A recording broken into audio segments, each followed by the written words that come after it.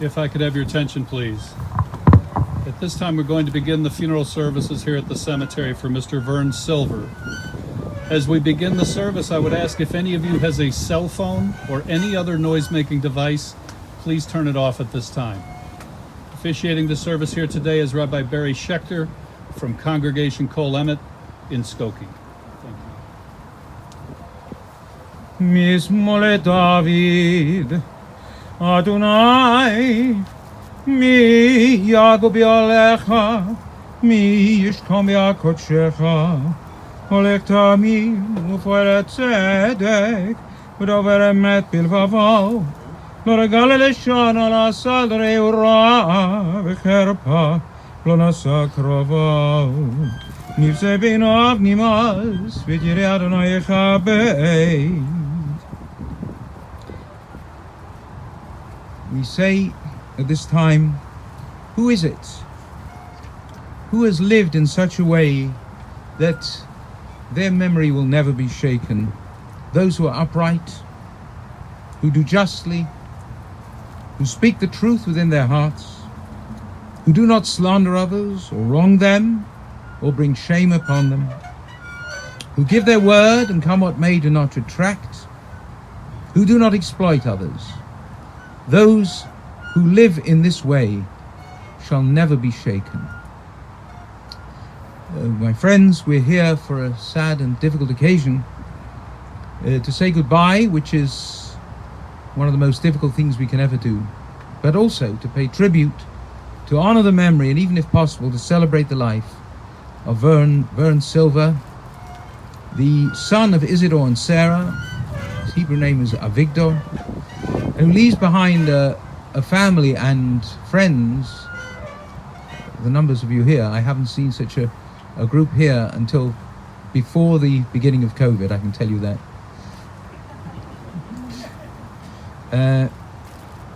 Those who are most closely affected, of course, his life's partner, his wife, Marlene, his children, David and Matthew, his grandson, Grant.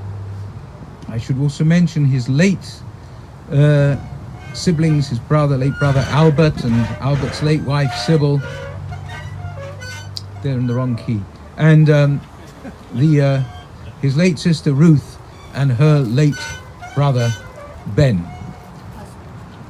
Her late husband Ben, I'm so sorry. This thing is driving me mad. Anyway, we're going to hear from the family first. So I'm going to call first on David to speak to us.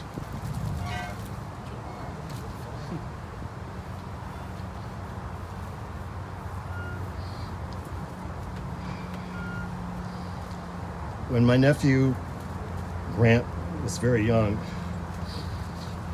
sorry, supposed to breathe, he called my dad the joking man. And that was the essence of my dad. Always smiling, always joking. No matter what was happening, he had that temperament. Everyone that has messaged me knew him well. Always remember his kind, warm, and sunny demeanor. A couple brief stories about Dad's advice when I was in junior high are the ones that I remember fondly and will hopefully get me to laugh, or get you to laugh. In junior high school, I was not into sports, and I particularly despised wrestling. And I mean despised it. I'd go to the nurse's office saying I didn't feel well just to get out of it. I don't know how many times I was in the nurse's office. One day after I had gone back to the nurse's office again, Dad came to pick me up and take me home. In the car, he tried to figure out what was going on, and I told him it was wrestling, and I hated it. He came up with a solution. Pretend that I was trying my absolute best to wrestle whoever I was partnered with, and then simply let him pin me to the ground. Don't put up a fight. And it would be over, and I'd be done with it. And guess what? It worked. And from that day forward, I never went to the nurse's office again. Another time that my dad was invaluable was also in junior high. For some reason, I was picked on a lot. I was quiet, shy, and kids can sense easy prey, even at that age. There was a bully on the school bus who had it in for me, and other instances I recall painfully. I had a talk with Dad about it, and his solution, and this was coming from a guy who hated violence or fighting. Dad told me next time someone picks on me or hits me, that I should just punch him in the stomach, and that would end it. So not long after that, there I was on a field trip to a museum in the city. On the bus back to school, some kids were making fun of me again, laughing and joking, and it was hard to listen to. When we got back to school, I thought of what my dad had said, and I went for it. I punched the main culprit in the stomach just as we got off the bus, just as my dad said to do. Problem was, her name was Randy, and she was a girl.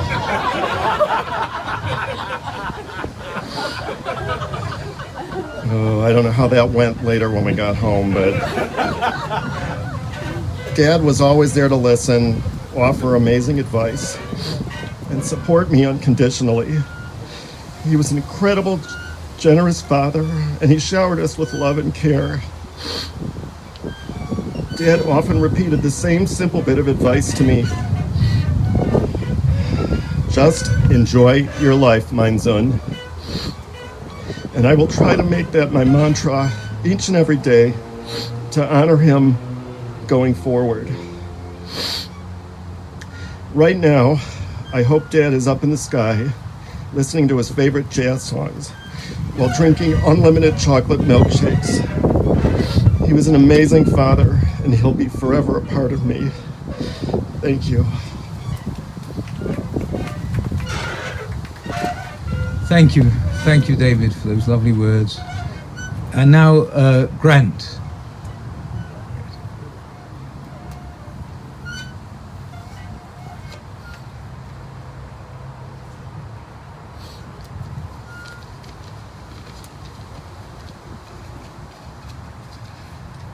I once read, a grandfather is someone who has silver in his hair and gold in his heart. But since my grandpa didn't have any hair, I'll mainly emphasize the second part of that quote. But if you really think about it, my grandpa had silver in his heart too, meaning our family. Everyone's here today or watching from home because we consider him family, and this is because he treated us as his family first. He was the nicest man and person I've ever met and will ever meet, and there's no doubt in my mind. He was always laughing and in a good mood too. He would answer the phone and just start laughing, and it was so infectious that my dad, Uncle David, and I would just start laughing too. As my uncle said, I called him the joking man when I was young, complimented by Mrs. Tuff, Emma. He always had a joke or a one-liner that would crack me up every time. And as I say on every card I've ever made for him, he is and forever will be the best silver grandpa in the world. And while my family jokes around my nickname for my grandma, since they were always together, I say they're the best silver grandparents in the world. He and I were very, very similar, and while my dad and grandma joke around that one of our similarities is that we can't find the milk when it's staring right at us in the fridge, I feel so happy to even be compared to him.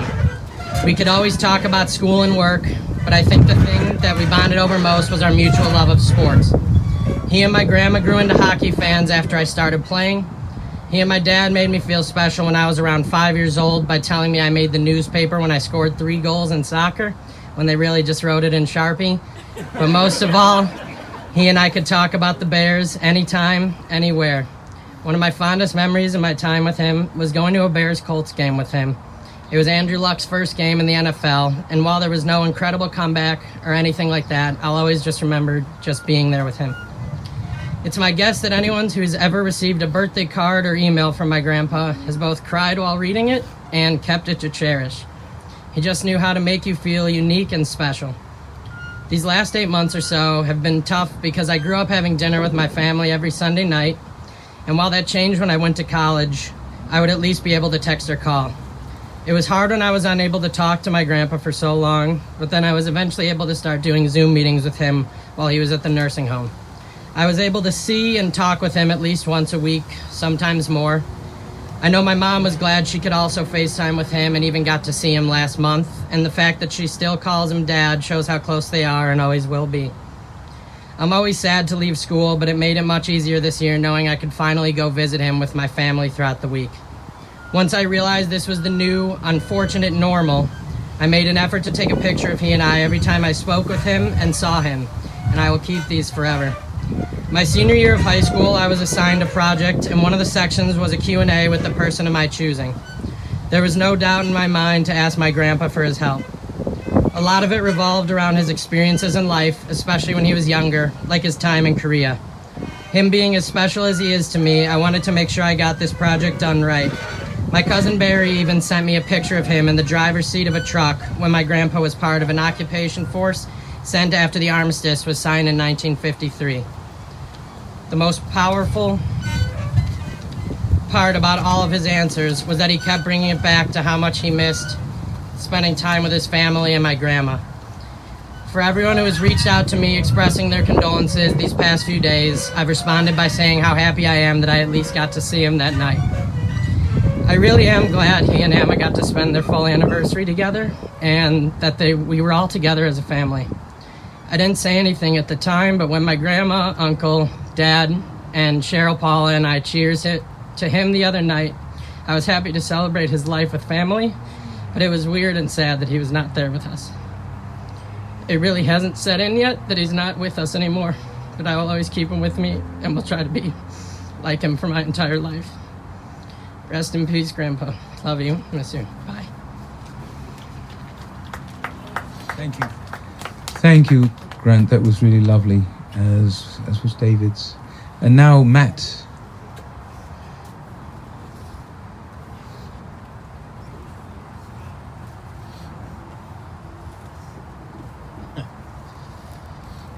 I'm utterly overwhelmed by everybody who's here.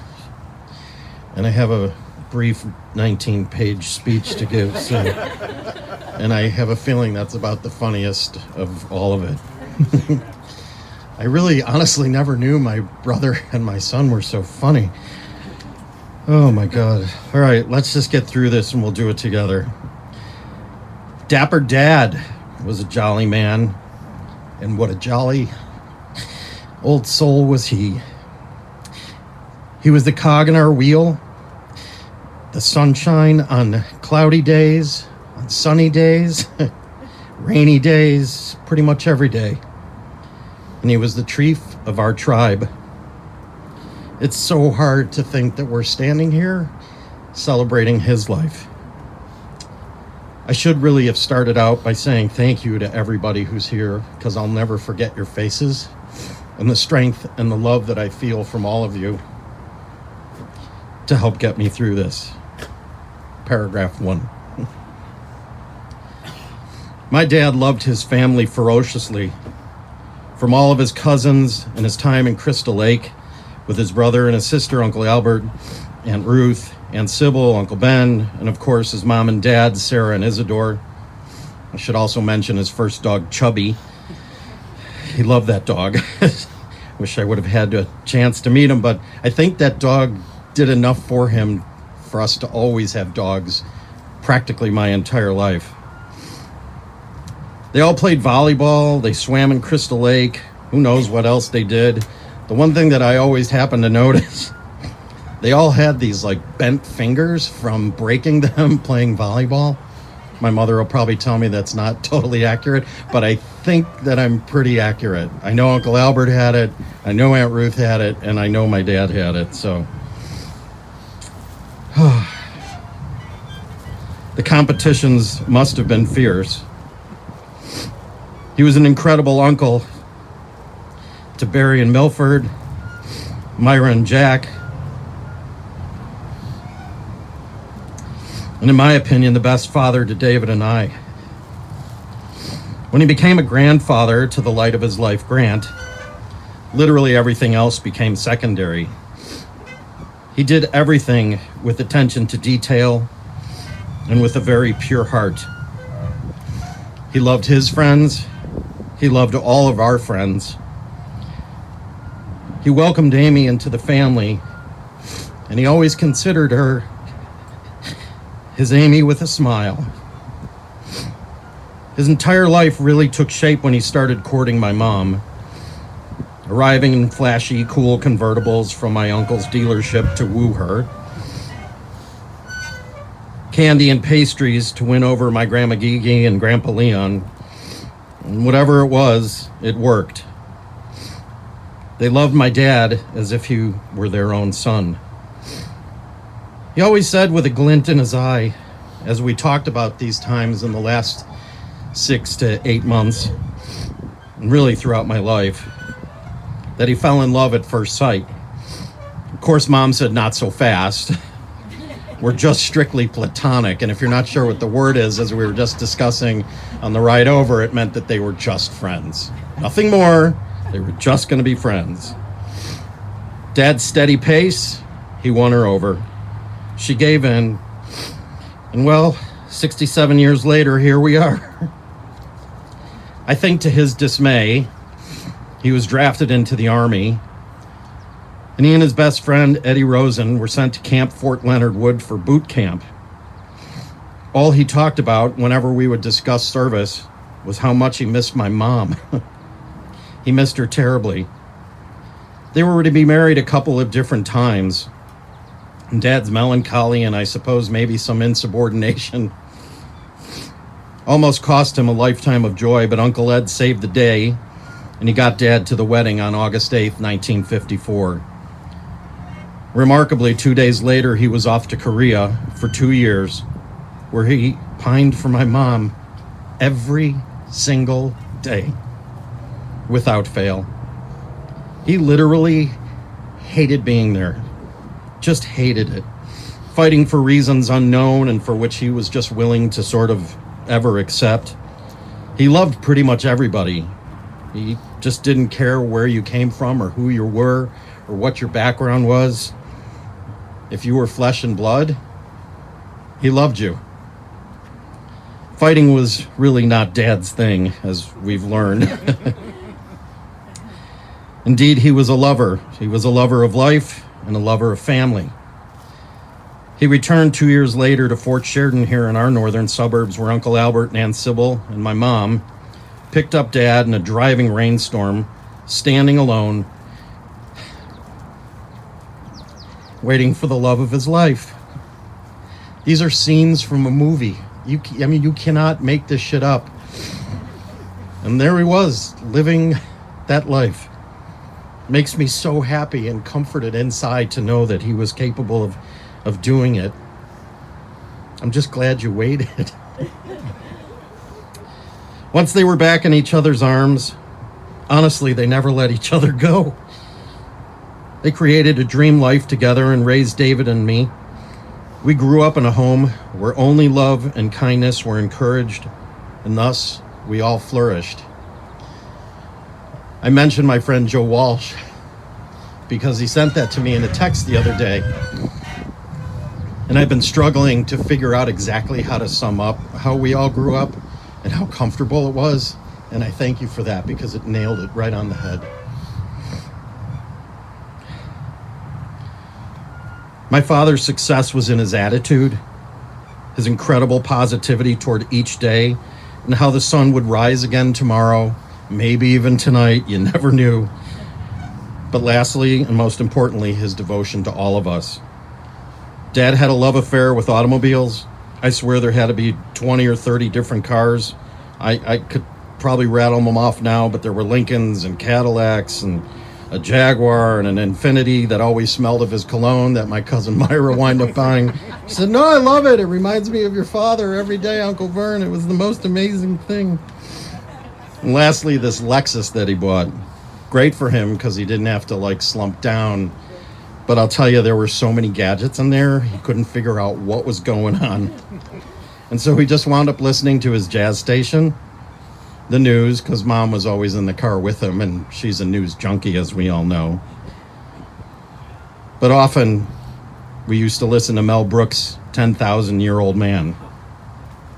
I swear on my life, as I stand before you, I've heard that CD 10,000 times, and if you need any recollection, I can recite it for you. Dad was a salesman, but like a gentle salesman, never pushy. He eventually went into business with my Grandpa Leon, my mom's dad, selling folding cartons. Grandpa was a sweetheart, didn't really run the business that well, as I've heard. And eventually I think he wound up declaring bankruptcy, if I'm not mistaken. What's important to know about that is that my dad literally paid back every debt to every person that they owed money to over all those many years following. That was my dad. He was always as good as his word. When we were in business together, it was usually a handshake to seal the deal with whoever we were dealing with. When I first started working with him, Dad gave me his note cards and his comments about each time he had stopped into a business, who he spoke to, a few tidbits to discuss for the next time that he was going to be there. The Chicago manufacturing scene was his oyster, and I swear he loved selling to all the differing businesses, and he was fascinated by all the ingenuity. From Tootsie Roll to Medline, all the candy companies in between. And if you knew my dad, you know why he was so successful with the candy companies. Each time I went back to generate new business or to meet somebody, it was absolutely inevitable that some receptionist would say, "Oh, you're Verne's son? How is he? How's he doing? He was such a wonderful guy. Every time he came in, he always had a smile on his face. He always brought us a snack or a treat. He was always so kind." Honestly, sometimes he hadn't been there in years, and I'm talking 10, 15, 20 years, and they still remembered him. It was amazing. We worked together for 10 years in the packaging industry with a fellow by the name of Don Fisher, one of Dad's dearest friends. Those were probably the 10 best years of my professional life. Being able to see and to work with Dad presented an entirely different side of him and truly formed my attitude toward my clients today. Don and Dad had this wonderful relationship. They used to kibitz and laugh, talk about tales of the street. When I was privy to these sit-downs, I would call them, I learned more about business in those 15 or 20 minutes than I did in any class I'd taken and any experience that I'd had prior. There were so many days when I first started, and sort of even in the middle of that career, that I couldn't wait to get to the office. All the folks that were there, Lori and Melissa, Don, Marilyn, Peter, Skip, so many of those guys were all just always beaming about my dad. Even when I didn't have that much business, I couldn't wait to go because I just couldn't wait to see the guy. We'd walk around the plant, he'd talk about the deals that he was working on, the things that he was doing. He was never, ever too busy for me. Ever. He always took the time. He was always so proud of David and me, all our accomplishments. Big or small, they didn't cease to amaze him. He remarked at my inaugural on becoming president of the Chicago Association of Realtors that it's not every day you get to introduce your son the president. That's when it hit me that night that I was actually about to step into that leadership chair. I swear he beamed for months about that. Our childhood, as you heard, was filled with love and affection. They were also filled with a lot of vacations. I think we went at every single break, longer ones during the summer. I think his love of the open road took us to every state in the United States. And then our 50th state, Grant was with us, and it was Mom and Dad's 60th anniversary. It was my 50th birthday, and of course, selflessly, we went to Alaska. He loved to travel. Mom had furnished the house with collections of Native American pottery, gathered amethyst rocks for the garden, and all of it, of course, was stowed in the back seat of those Oldsmobiles, resulting in literally no legroom for David and I. And of course, my brother, being the older brother, always used to take a piece of tape and draw off where I could sit, and so I usually was crammed into the corner while David was enjoying looking at all the different airplanes that were flying in the sky in a lounging position. I wouldn't trade it for the world. I must have complained a lot because Dad actually decided that we should go buy a motorhome. So we did. That's when it got a little scary when we were up and down those mountain roads at Pikes Peak. You looked out the window and you were like, oh God, please, don't sneeze, don't do something wrong. We are about to tumble here. But Dad, cool like the other side of the pillow, as Grant always likes to say. I remember the road restaurants that we used to go to. Mom was furiously looking through her guidebooks to see where we could eat. We'd pull up.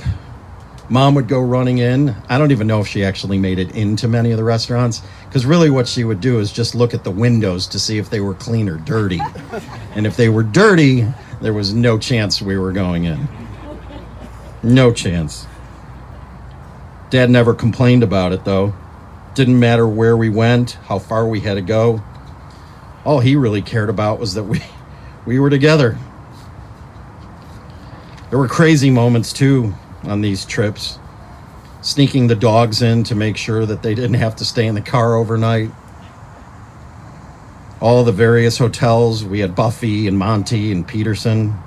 If I have time for a funny story, they were so concerned about our first dog, Buffy, barking and getting us caught and then being thrown out.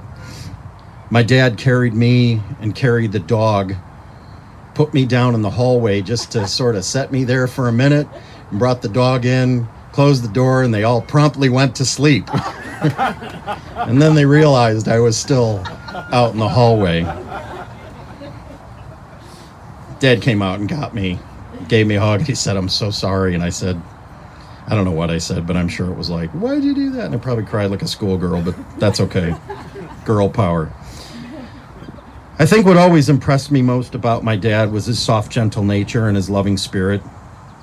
He was always laughing as Grant mentioned, for no other reason. I think he was just simply happy.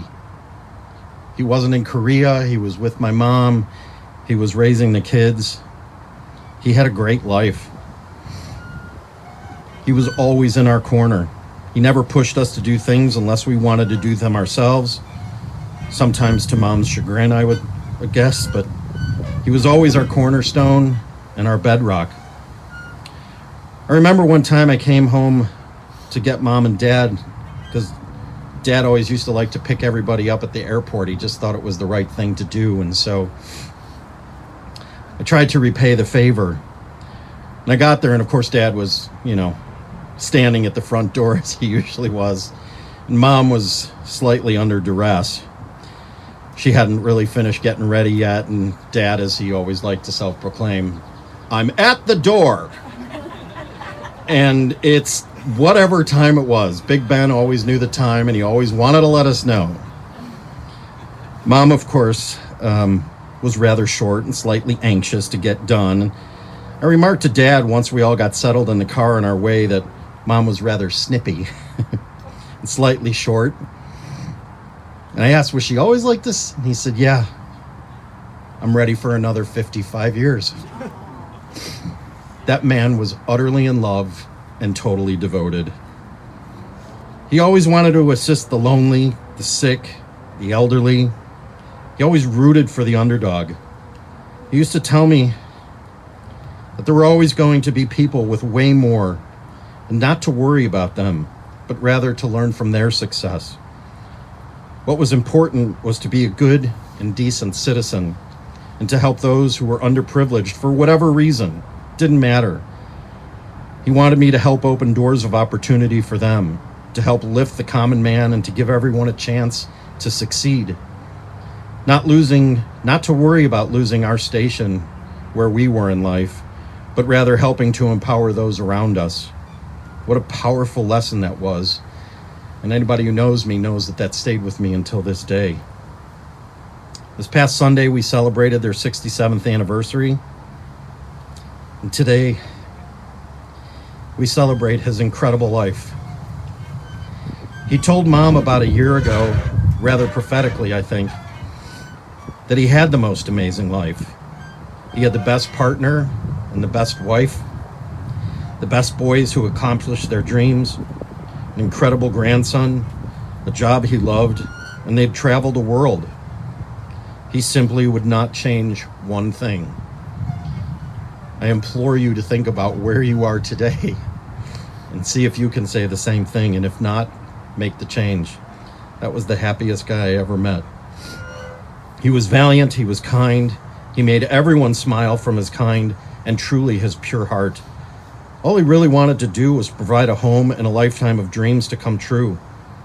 I don't even know if he knew what his dreams were, honestly. I don't even know if he cared what his dreams were. After he met my mom, it felt as though nearly everything he dreamed of and hoped for was to make Mom, David, and I happy. And then Grant. They showed up without fail to almost every one of Grant's games, his events, his graduations, his open houses, and you name it. There was one time, well, there were a number of times, when football and westerns were on, if you knew my dad, the house could burn down around him. He wouldn't have cared. It was literally just do not disturb time for Dad to watch those shows. And speaking of those bears, what a lifetime of bonding we shared over those bears. I think he went to nearly every game for practically 75 plus years, if I'm not mistaken.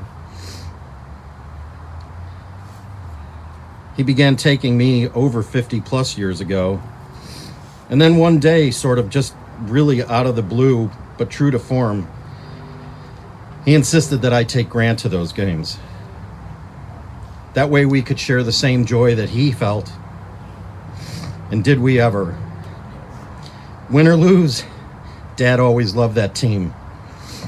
He often said, Life happens while we're busy making plans. Dad was generally scheduled for work, but honestly, he wasn't that way at home. He played a lot by ear. Promptness was for the bored, he would joke. We usually arrived often 15, 40, sometimes an hour late for things. When Amy and I were getting engaged, although Amy didn't know that, I threatened my father to be sure that he picked us up on time. We had to get Amy at the hospital.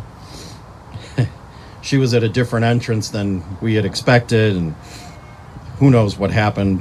But I'll tell you, Dad drove about 90 miles an hour on the shoulder to get us there like a boss. We were early for our flight, and I think even to this day, that's a first that I've ever been early in his presence. Recently, Mom and David, Grant, and I have been able to tell him how much we love him every day. For me to hold his hand and to learn of the love that he gave in spade, these memories are going to last me a lifetime.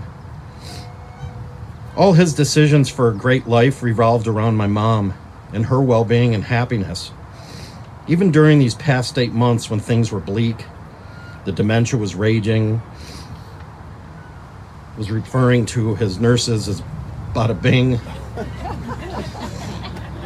calling everybody by the wrong name, Mom would walk in the room. His eyes would light up, and he'd look at her, and it would register, and what would he say? "Hi, Toots.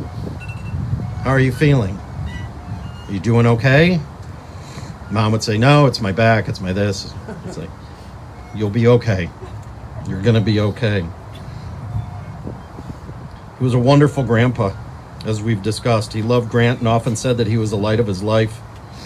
He was proud of everything, and I mean everything, that Grant did. As you heard from David, and now from me again, he just often said it. Just enjoy every day and make the most of every opportunity. That was paragraph 86, by the way. I'm almost done. Life moves rather quickly, as we all know. And I would often ask him how he was.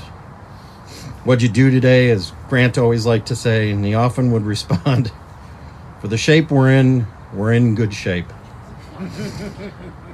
Another reminder to enjoy the life that we've all curated and to remain upbeat and positive. He literally saw the good in everyone and everything. The man had a voracious appetite for desserts, but also for the English language. His grammar, his vocabulary was incredible. I never heard him say a cuss word, ever, until about a month ago. He was doing something, and I'm not really even sure. I think he had lost a pillow on the side, and the woman came over, and you'd had to grab the sheets because he just didn't have the strength anymore to move himself up in the bed. So we kind of lifted him and threw him, and looked at that one, this woman. He said, "What a bitch." I couldn't help but laugh. She had no idea what we were talking about. I know that wasn't him. Not one of my better stories about my dad, but honestly, the man really never said a bad thing. There was a huge snowfall back in 1970 something here. My dad went out and spent 4 or 5 hours shoveling a space in front of the house because Mom changed the plans and there was no driveway and they couldn't accommodate some horseshoe thing for whatever reason. God bless the village of Skokie. And he walked over after shoveling this space for 4 hours, and he knocked on the door. And our neighbor came out. She said, "What's up?" And he said, "Your son is a dirty rat." And he turned around and he marched off the step. He was a dirty rat because after my dad shoveled that space, their son parked their car in that space and wouldn't move it. That was his worst. He was an incredible protector. To me, the most wonderful mentor. my rock, and I think everybody who's here our happy, jolly man.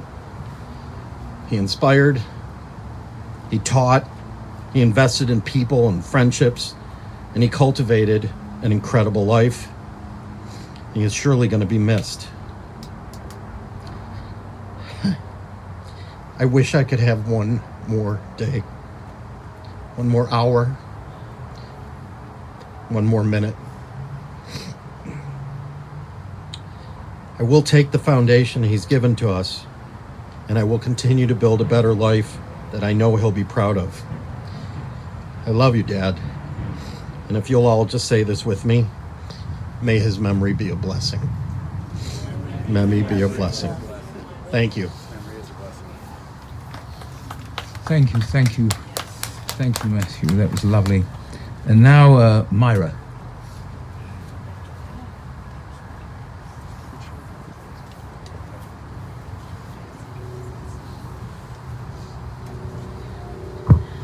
I shouldn't even talk after that, Matt. Mine's going to be very short. I'll try. When I was a little girl, I always thought Marlene and Verne were one entity. I didn't realize they were two people until I was around 12. And then I would always joke later, and you've all said this, about him just being the happiest man I've ever known in my life. And they would come to Tucson sometimes to visit me, and we took a walk in a place called Sabino Canyon, which 1 million people do every day. And of course, they were walking it at about 7 at night when it was pitch black out. I said, I think we're the only people left in the whole park. If we get eaten by a lion, there's no one around to help. Anyway, so I just told Milford this too, and Rachel, that I always said Uncle Verne was born with an abundance of serotonin. And I'm like, I wanted to get some of that. But anyway, he's just the sweetest man in the whole world. And we're all going to miss him so much. And we're so lucky to just have known him. And one last little story that I know Marlene will remember. But we were up in Montana visiting my sister.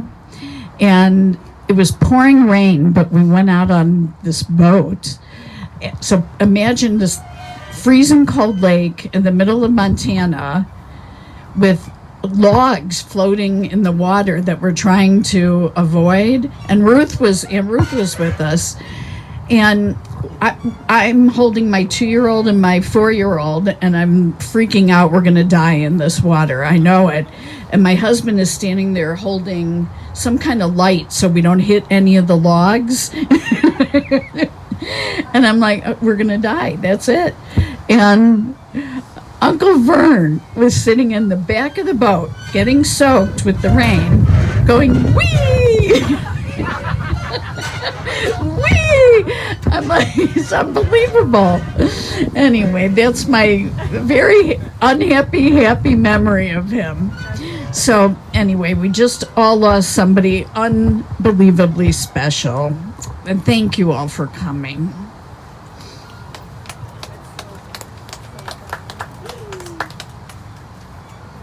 Thank you. Thank you, all of you, David, Grant, Matt, and Myra, for all these wonderful words that have described a wonderful man. Briefly, believe me, I know I've told people, when Rabbi says briefly, be careful, but I mean it. David, you talked about your love of wrestling. I just want to tell you, you're not alone in this. In Vienna, before the war, there was a man who was a writer. He was a literary critic and a writer. He was also a wrestler. I don't mean the professional wrestling, the rehearsed stuff, the real thing. He was once... Oopsie. Thank you. He was once in a wrestling match. Now it comes out, you see. He was once in a wrestling match. Oh, shut up. He was in a wrestling match, and the other fellow flattened him. And he was a Jewish man, obviously. And later he was interviewed. They said, "What did you feel as you were lying there?" He said, "Well, you know what I felt? A Jew belongs in the coffee house. That's you. That's you. Good for you. Yeah. It'll only fall off again. I want to tell you something, just from the Talmud, a story, and it's about him. I know you're not that traditionally religious, but this Talmud story fits him to a T. Elijah the prophet, Eliyahu, he comes to drink the wine at Pesach. He's never arrived in my house, but anyway, we're still waiting. Anyway, he was once asked by a man, who has lived such an exemplary life on this earth that they deserve to go to what's called Olam Haba, in other words, to paradise? Who deserves the ultimate wonderful reward? This is what he said. Look over there in the marketplace. There are two men standing there. What are they doing? They are telling jokes. They are telling funny stories to people. They are smiling at them. They are lifting their spirits. And by the way, because of that, they're sometimes reconciling people who've been alienated from each other. They deserve to go to Olam Haba. They deserve to have this ultimate reward. That was Verne. I can say no better. Now, if you could stand, please. If it's difficult for you to stand, stay seated. But if you can, please rise. Could you tear your ribbons, if you can, at the bottom, just on the horizontal part, just a little bit. You don't have to tear the whole thing up, and help your mum to do that as well.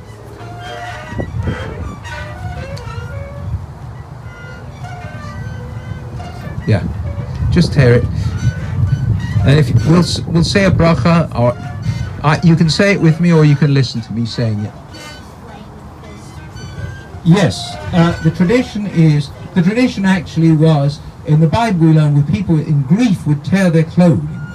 So this is to preserve our clothing, but just tear the ribbon. It's symbolic of what we feel, the tear in our heart. That's what it is. So there's a blessing that we say. You can join with me, or you can say Amen afterwards, or you can just listen. It's, begins the standard way of every blessing. So, Baruch Atah Elo.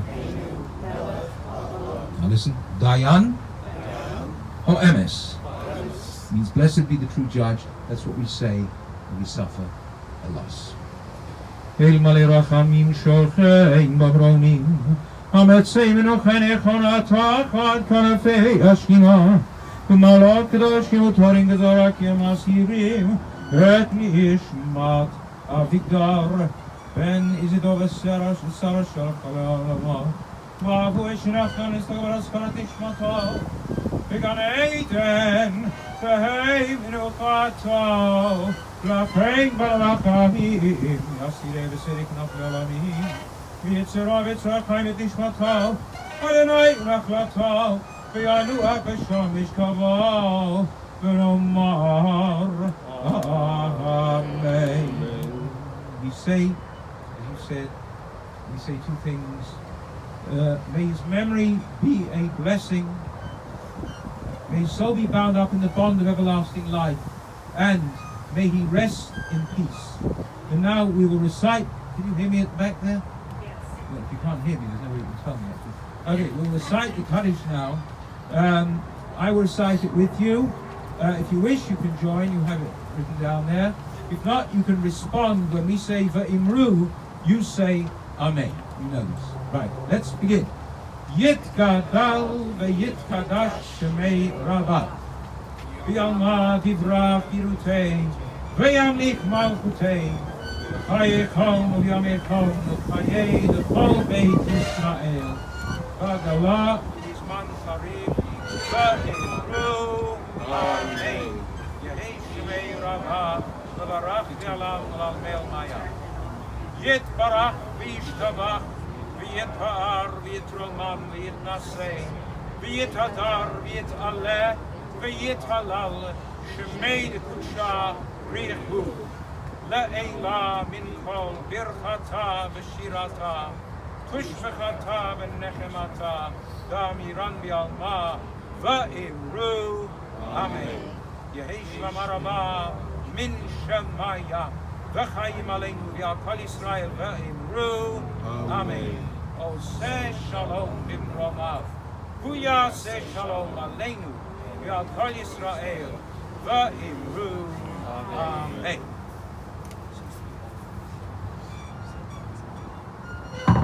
Oops, now it's on me. Now it's on me. I think the gentleman from the cemetery will now come.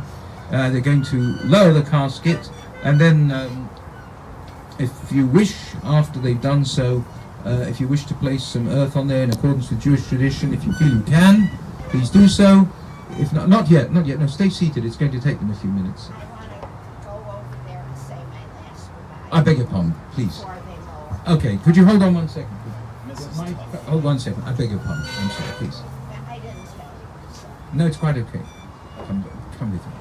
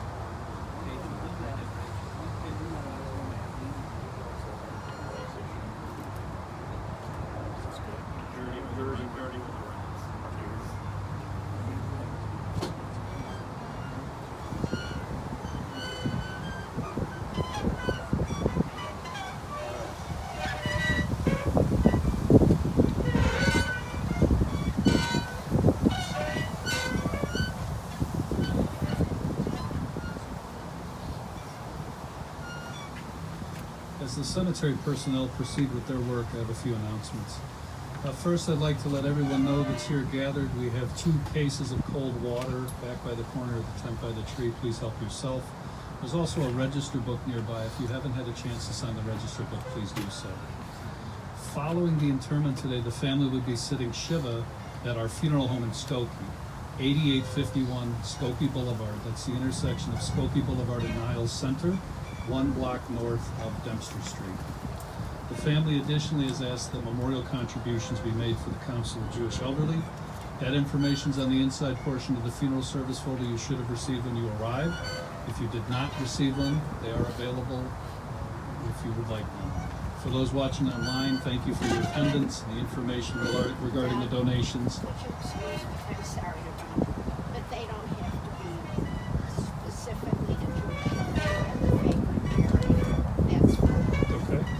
Mrs. Silver would also like everyone to know, whether in person or online, any donation to any organization would be just fine as well. Thank you. So again, the Shiva will be publicly from 5 to 8. It'll commence as soon as you and the family return. Thank you. For those online, we will be terminating the feed in the next few minutes. Thank you.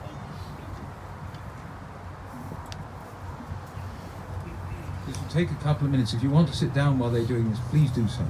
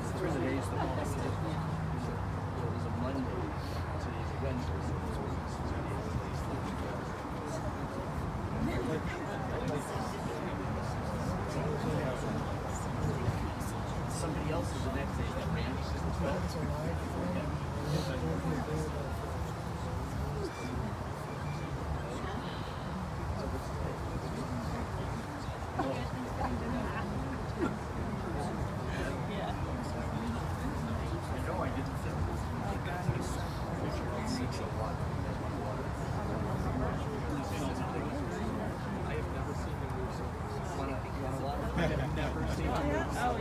quick. He's quick on his feet.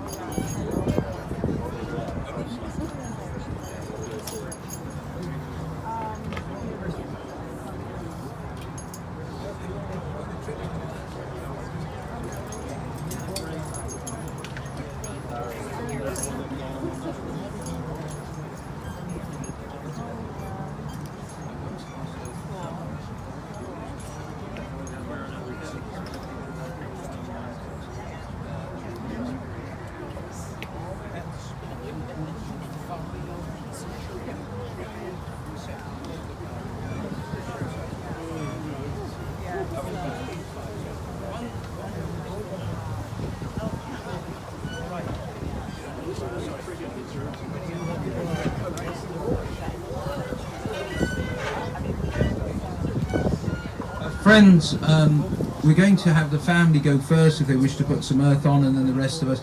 Please just be careful. The ground is uneven. It's more uneven than it looks. Just be careful. Especially, I should add, if you're wearing heels. Men or women, that is.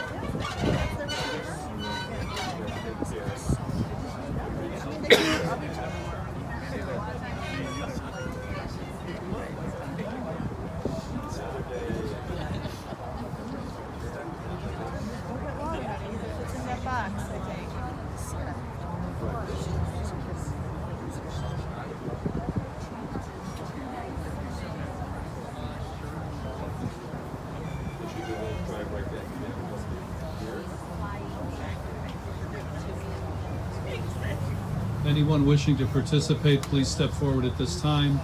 As the rabbi said, please watch your step at all times around the open grave.